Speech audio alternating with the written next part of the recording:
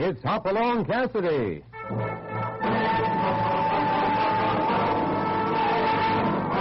With action and suspense, out of the Old West comes the most famous hero of them all, Hopalong Cassidy, starring William Boyd.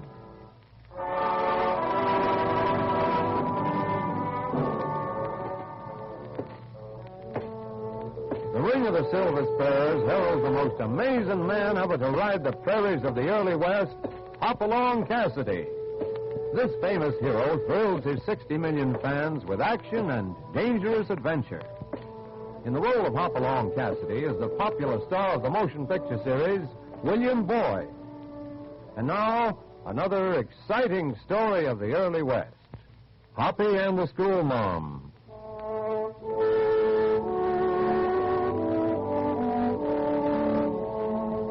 When you have a spread the size of the Bar 20 to keep shipshape, it takes a lot of plain hard work. And it's kind of habit with fellows that work hard, they relax hard, too.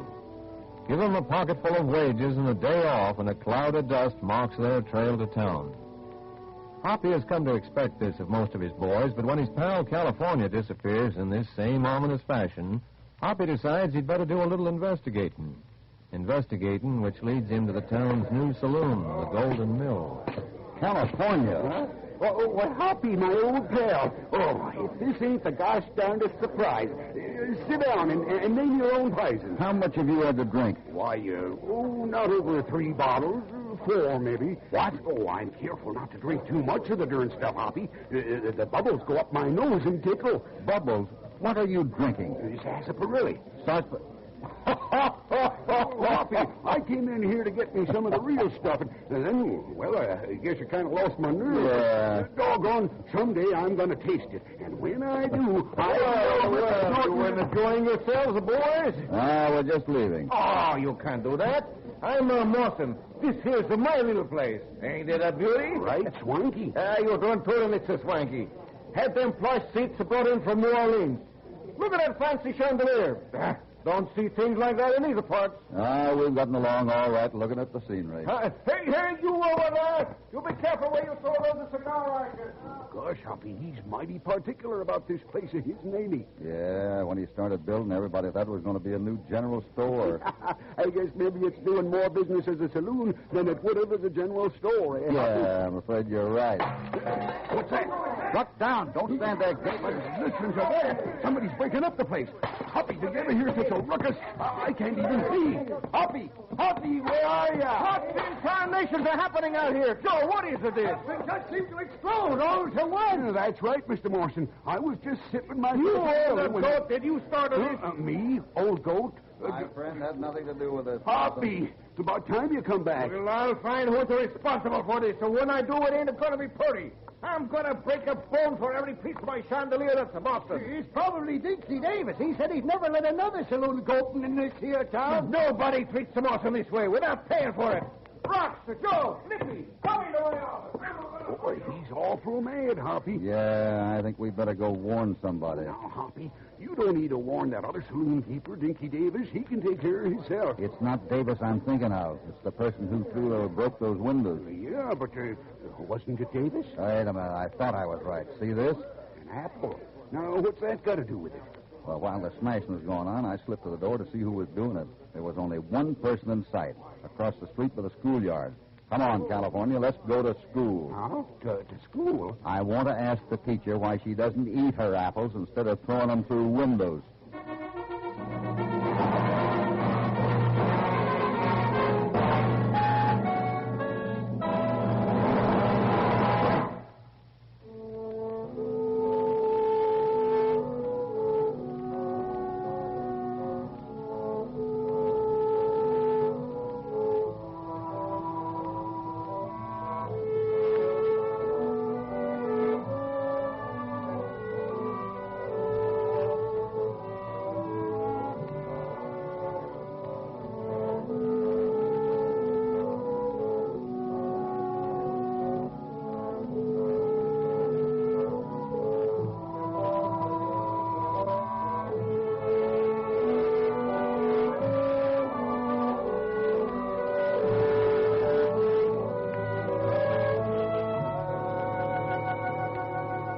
Now back to Hopalong Cassidy.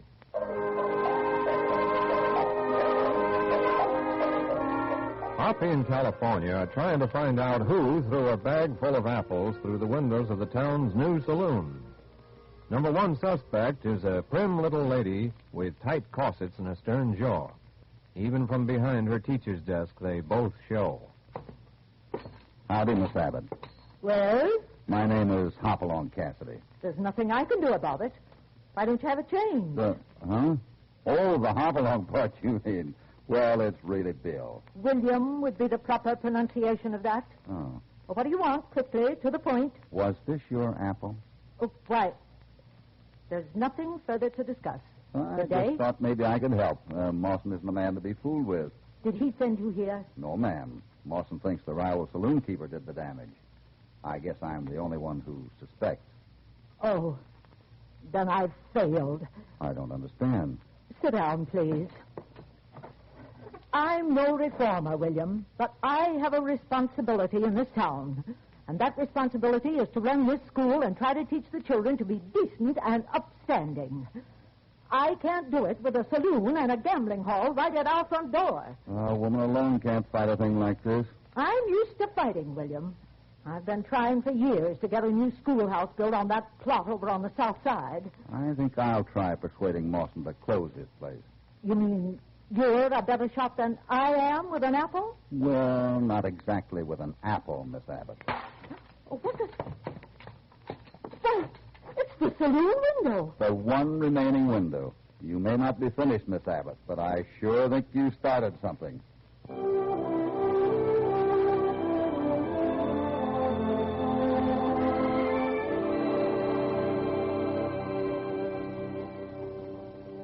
Mr. Davis, I'm Hopalong Cassidy. I run the Bar 20 out north of town. I'm always interested in what's doing around here. Yeah? Well, sit down. Have a cigar. No, thanks. Well, what can I do for you? I heard it was some of your men who made a shambles out of Mr. Mawson's Gold Mill Saloon yesterday afternoon. Did you also hear what he done to my place? Yeah, I had to walk through it to get to your office. I saw some windows were broken. That skunk moves into this town saying he's going to be a general storekeeper, see? Then he builds that joint and opens it yesterday as a saloon, see? Well, I tell him this town ain't big enough for competition. So then his front windows are broken. I didn't have nothing to do with it. I know you didn't. Huh? You'll come over to Mawson's with me. We'll try to get this settled. Several men have already been hurt in the fighting that's going on. There's one more that's going to get hurt bad if we don't learn to stay out of things. The town's got to choose between Mawson or me. One of us is going to stay, and one of us is going to leave. You're being pretty foolish, Davis, to continue these fights and brawls. I'm being pretty patient to sit here listening to you. But I ain't got no more time. I got to take my boys down to Mawson's place to pay my morning respect. Good day.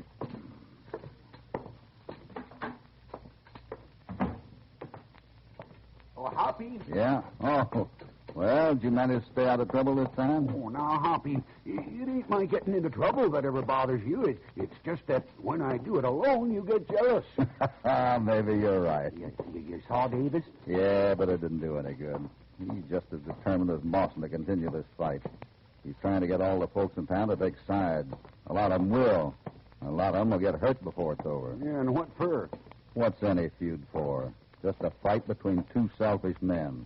And if it goes on long enough, somebody will be killed. Are we going to see Mawson again? Talk sense to him, maybe? Before I do, I'm going in the schoolhouse here and have a word with Miss Abbott. Coming with me? Well, I don't want to, but I guess I... oh, doggone! Dang, blasted! What's the matter? Oh. Right in the ear. Oh, look at me, Hoppy. Oh, it's dangerous to get this near school. See, in my day, we just made spitballs, but them little critters soak them in ink. You can't stop progress. I'll see you. Well, be careful, Hoppy, going into that room full of wild little critters. If that's what education does for folks, I'm awful glad I ain't been exposed to it. Well, where's your teacher this morning, children? She's late to school. We're waiting for her. Was she ever late before? No? We're going to make her stand in the corner. Well, I'm sure Miss Abbott will be along presently. In the meantime, can you get along all right? Sure, yeah. guess so. That's fine. Oh, by the way, don't you think you'd better erase that picture on the blackboard? Teacher only has one head, you know. I'll see you later. No apples this morning? No Miss Abbott this morning. Yeah, you mean... I'm not sure what I mean yet. Come on.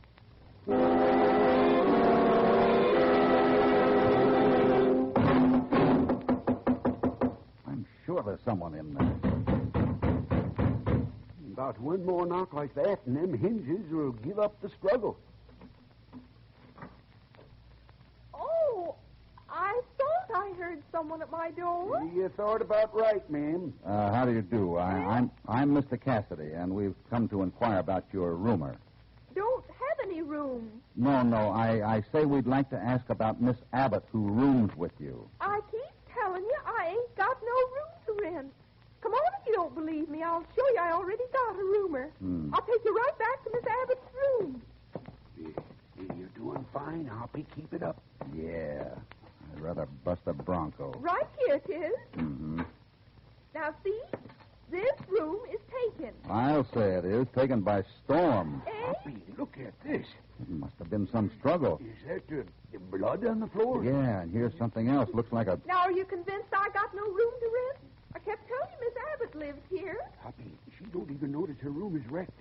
This old gal's in bad shape. Yeah. I knew she couldn't hear, and now it appears that she can't even see. I heard that, you toad-headed old ghost. Uh-oh. I can see every whisker on your dirty old face. Come on, Hoppy. I just lit the fuse. You come here to annoy a person and insult them and scare a body half to death with it. You and your big mouth. Daggone, it weren't more than a whisper. Wait a minute. Here under Miss Abbott's window. Piece of torn clothing. Yeah, and on the sill. More blood. Well, let's start looking. Well, there are 4 directions, Hoppy. Well, I'll start in the only direction I know.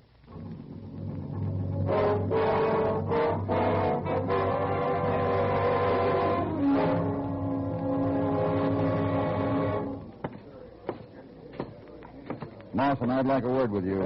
Oh, the cowpuncher. Go ahead. Raise me 2 boys. I'm in. Miss Abbott isn't in school today. Well, now, what do you think of that? I'll tell you something. I didn't go to school today, neither. So I see. But perhaps you did go to Miss Abbott's home, say, last night? What you talking about? Miss Abbott. She's missing. Oh, what that mean to me? It might mean a lot. Seems you're the one who has the best reason to get rid of her. Are you insinuating? I'm not insinuating anything. I'm asking a question. Where is Miss Abbott? I don't know where she is, but I know where I wish she was. And that goes for you, too. Put down that chair, Mom. You all agree I had to do that in self-defense? Well, Don't you, I gentlemen? guess so. Yeah. That bullet just bent your hand, Mawson. I hope I never have to come any closer.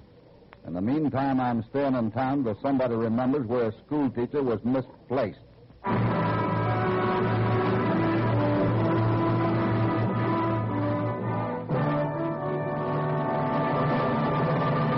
Before we continue, here is a word from your announcer.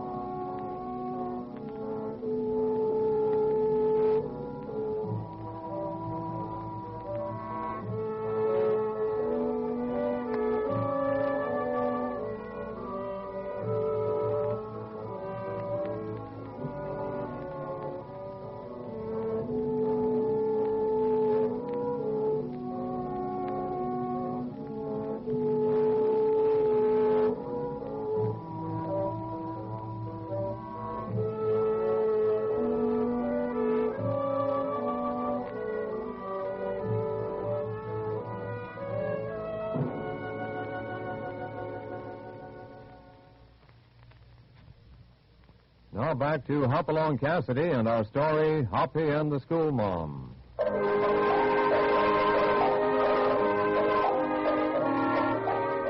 Hoppy agrees with Miss Abbott and has joined the fight. It suddenly takes on a new note of seriousness when Hoppy discovers indications that Miss Abbott has been abducted by force. Come on, kids, back in the schoolroom. Has Miss Abbott come? Are you going to be the teacher? That's it. Get in your seats. Recess is over. I'm sorry you kids didn't have a teacher today. We don't mind. Let's have it quiet, please. I've got a little concentrating to do myself. I figured the schoolroom is the best place to do it. I'll assign you some lessons, and we'll all settle down, huh? Teacher, can I be excused to go to...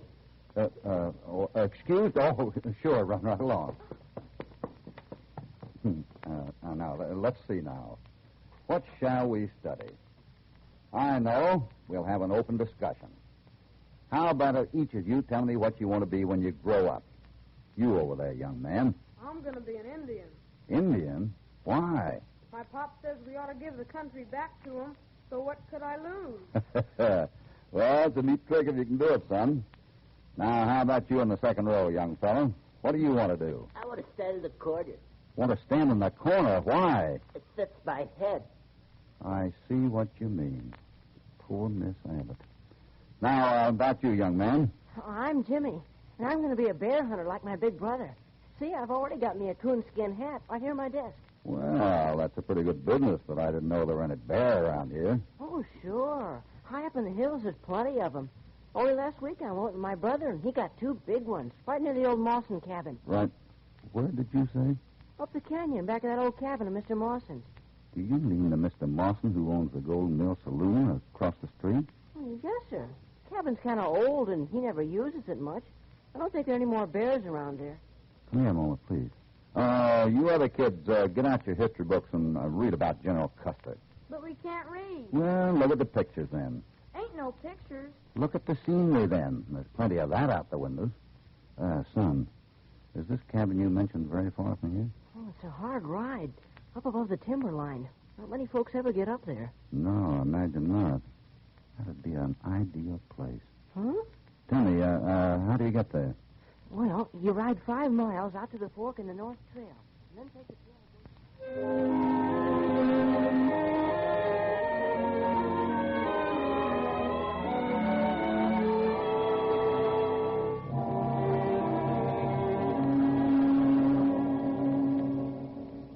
Now, looky here, you young'uns. I want you to get something straight right off. I ain't here 'cause I want to be. My pal Hoppy says you need looking after, and I'm a-doing this for him. You got that straight? Well, can't you even talk? Sure we can. Can I talk all I want? Now, wait a minute.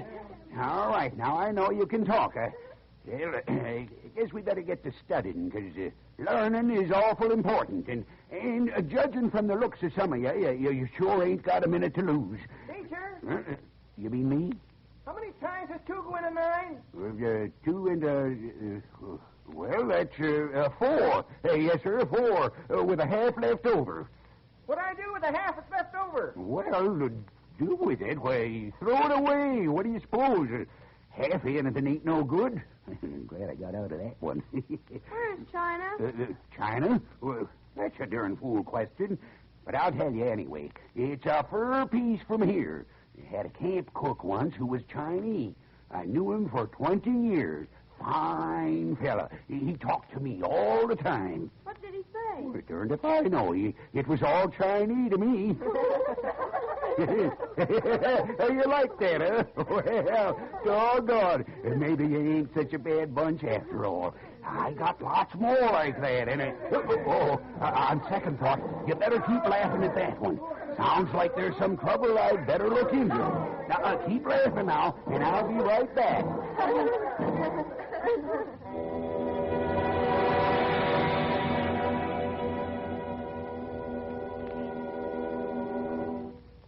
Why, it's you, Jimmy. Mr. Cassidy. Well, I didn't mean to scare you like that, but Whenever I hear somebody trail me, I just like to rope and make sure that they're friendly. Here, let me take this off of you. Yeah. I just had to do it, Mr. Cassidy. I hope you aren't mad. Well, I guess I'm a little surprised. Now, suppose you tell me why you're here. Well, you asked me how to get to the Mawson cabin, and I was afraid that's where you were going. Oh, I was just out giving Topper a little exercise. Oh, if you aren't going there, I guess it's all right. I guess I'll just go on back. Why, Jimmy? Why, if I were going there? Well, I sneaked out of school after you left today. I was trying to get to the creek to do a little fishing without anybody seeing me. Uh-huh. So I was kind of sneaking around behind the general store, and I heard somebody talking over behind a bush. Well, what were they saying? Well, one fellow was telling the other fellow that you had just taken the North Trail out of town, and that he was sure you were heading for the cabin. I see. Is that all they said? Oh, no, sir. They talked about blowing up the little bridge across the ravine up above Bear Lake. Blowing up the bridge? Yes, sir. I think they meant while you were on it. That's all I heard. I guess that's enough. And you aren't mad about my leaving school and following you? Jimmy, folks don't get mad when other folks are nice enough to go to all this trouble to save their lives. Oh, gee, I'm glad. Now, let's see. We got to move fast before that fellow overtakes us on the trail. Oh, you don't have to worry about that. He's already far ahead of you. What? He took a cutoff way down the line. It's awful grown over, but he seemed to know it all right. Well, that puts a different light on things. You better go back, Jimmy. Oh, no, sir. I'm sorry, sir, but I can't. Why? Because I've got to lead you to where that fellow was going to hide until you got on the bridge. From there you can see him and maybe even rope him like you did me a minute ago. Well, let's get going then. You seem to know a lot more about this than I do.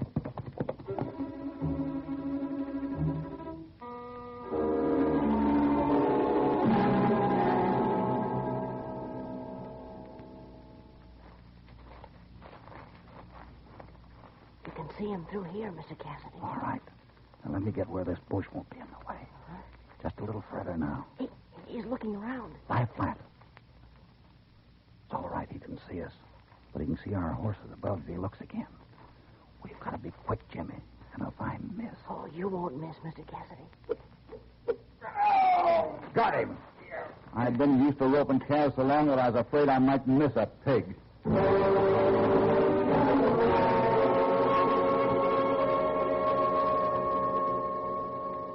Well, there's the cabin. We'll leave the horses here. Now, Jimmy, I want you to stay here. Oh, no, sir. Haven't I been a help so far? And haven't we got to get Miss Abbott if she's in there? But Haven't we? I give up. Will you at least let me lead the way? Yes, sir. Thanks. There's the porch. And there's the guard. Asleep. Yeah. Now, we can only make that window without him waking up. Make it quick and careful.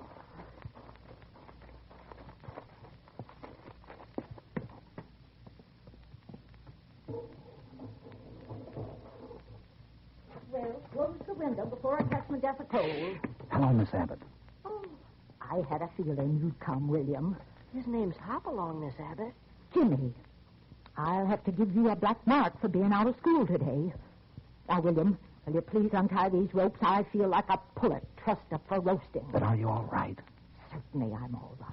Those fools didn't hurt me. In fact, I drove them out of here early this morning. You drove him? How, Miss Abbott? With the one weapon a woman always has.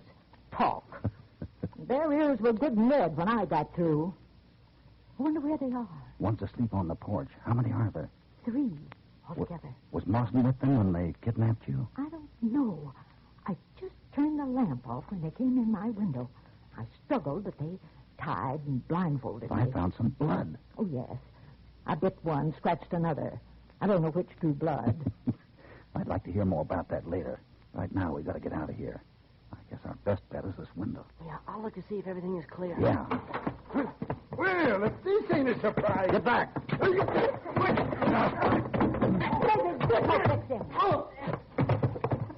Ah, thanks, Miss Abbott. I always maintain the heel of a shoe is a most adequate weapon. Gee, he's sure out cold. That's nothing new for him.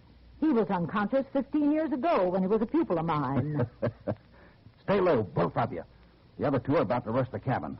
Let's see if this will slow them down.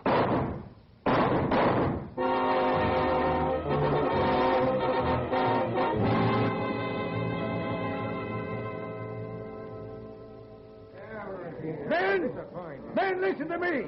I just got word. Quiet. What is it, Davis? A rider just come down trail for Bear Lake, and he says that Miss Abbott has been found. Listen, that ain't all. She was found all right, but she's dead. Dead? Yeah. She was shot by the varmints who was holding her prisoner. And do you know where she was being held? In Steve Mawson's cabin. What was that you said? Out of my way, you all walrus. Men, what are we going to do? Now, looky here, Mr. Davis. These men ain't in a very nice mood. With a little more of your urging, there's no telling what they might do. They'll bring justice, that's what. A mob like this ain't no judge of justice. What's the matter? You mixed up in Miss Abbott's killing, too? Me? My dislike of school teachers don't go that far. Men, are you with me? Let's go get Mawson. What do you say? You ain't the one that's done it. Let's get off. Yeah, come on. All right, come on.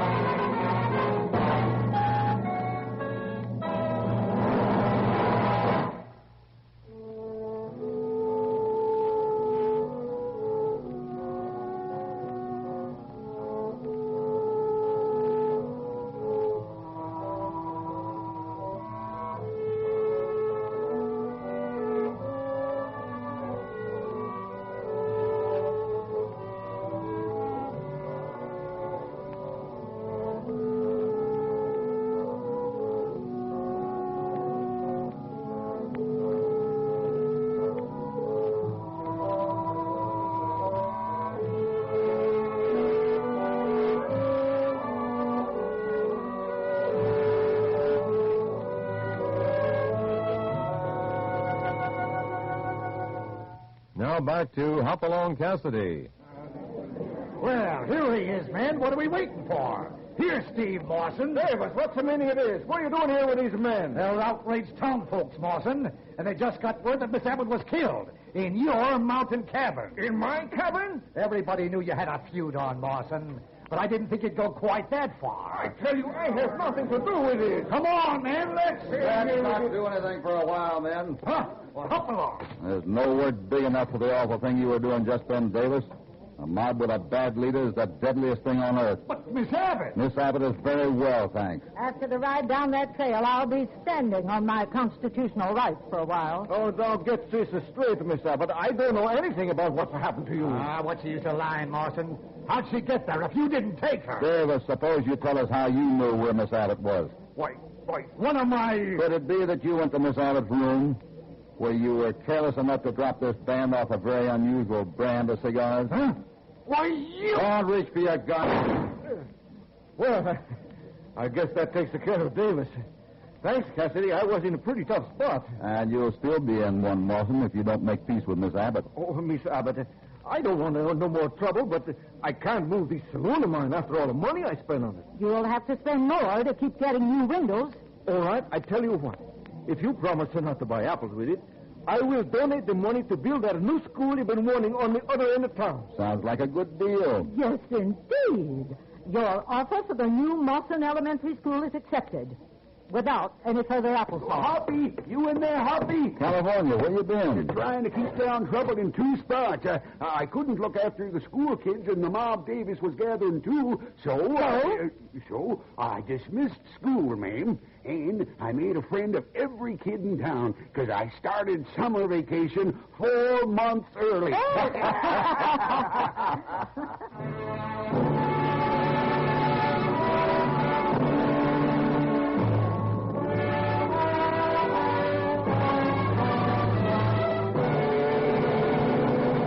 Goodbye from Hopalong Cassidy. We hope you'll be back with us soon when Hoppy will again bring you more adventure and excitement. Hopalong Cassidy, starring William Boyd, is transcribed and produced in the West by Walter White, Jr. Hoppy and the School Mom was written by Tom Shirley. All stories are based upon the characters created by Clarence E. Mulford. This is a Commodore production.